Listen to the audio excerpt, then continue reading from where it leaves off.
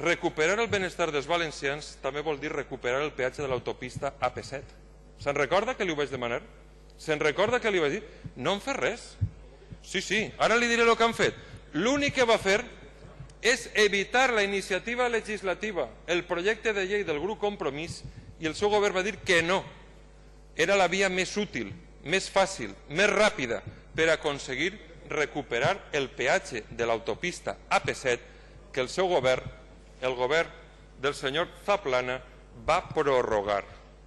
Per tant, benestar és evitar el col·lapse territorial, plenar la costa de formigó i recuperar una via necessària per a tots els valencians. Recuperar el benestar dels valencians és millorar l'ensenyament. I vostè ha vingut ací i a dir-nos que és l'adalí del consens, i no és cert. Vostès han perseguit i no han acceptat el repte que es va plantejar la plataforma per l'ensenyament públic. Els van tendir la mà per a millorar l'ensenyament, per a buscar un ensenyament de qualitat, per a buscar un consens que es permetirà durant 10 anys jugar-nos el futur, perquè el futur està en la societat del coneixement.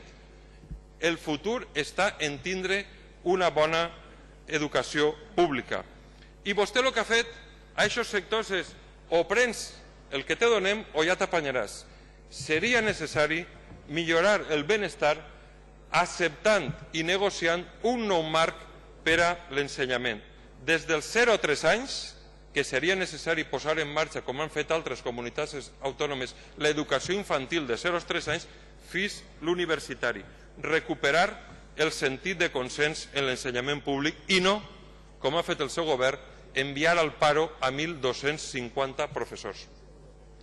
Hi ha que fer un gran impuls en l'economia sociosanitària i com a mínim arribar a la mitjana espanyola de l'aplicació de la llei de dependència. Això seria incrementar el benestar. I li faig una proposta, que aquestes Corts aproven la moció que el nostre grup parlamentari proposarà per a arreglar a molts ciutadans el que el govern central ha arreglat per als bancs. No pot ser que molts ciutadans, 18.000 ciutadans valencians, siguin privats de la seva casa i damunt tinguin encara que pagar la hipoteca. N'hi ha una iniciativa que presentarem per a que es puguem limitar i posar regles de joc claríssimes a les entitats bancàries per evitar que els ciutadans tinguin que assumir els costos de la hipoteca mentre els bancs es fan rics. Li vaig a fer també algunes propostes de futur per a reorientar el nostre model productiu, per a fer-ho més competitiu, més sostenible, perquè vostè d'això no ha parlat. És necessari que aquest benestar li proposi 10 propostes. Una sèrie de propostes necessàries per a fer un pla de xoc per a aconseguir ocupació que hem xifrat en uns 20.000 llocs de treball ràpids, mentre reordenem el sector productiu que vostè no vol canviar.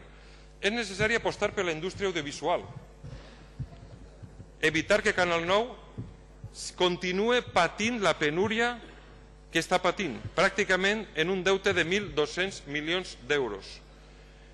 Fer de la indústria audiovisual un motor de la nostra economia, del doblatge, de les arts escèniques, del sector audiovisual. No pot ser que busquem sempre les companyies de fora i no apostem per lo de casa. L'últim episodi és la contractació per a un programa de Canal 9 d'una tal Isabel Duran. És que no tenim bons professionals de la comunicació a la nostra terra? Fer de la indústria audiovisual un gran motor i, això sí, no pagar a productores de fora a que vinguin a rodar a la ciutat de la llum. Un valencianista no deixaria que lo de casa estiguera marginat i millor lo de fora. Indústria audiovisual. Li proposa també la creació de 5.000 llocs de treball en la creació de la policia autonòmica. Seria un tret d'identitat molt important, no només la unitat de policia nacional adscrita, sinó que vertebrarà la policia autonòmica. Fa 8 mesos, el senyor conseller de Governació va dir que ho anaven a posar en marxa. On està aquesta promesa? I una policia autonòmica, entre altres competències, una policia integral, seria necessari que actuaren per evitar els robatoris al camp, que són una autèntica lacra. Seria necessari també posar en marxa una acció de govern important en la gestió forestal sostenible.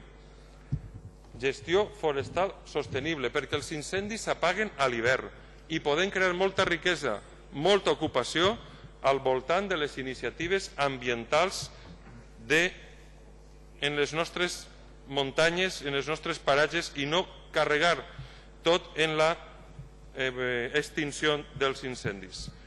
Li propose també una inversió urgent en l'educació pública valenciana i la mesura de suprimir 1.250 places de professors interins que la reconsidere i que siguin novament contractats d'immediat.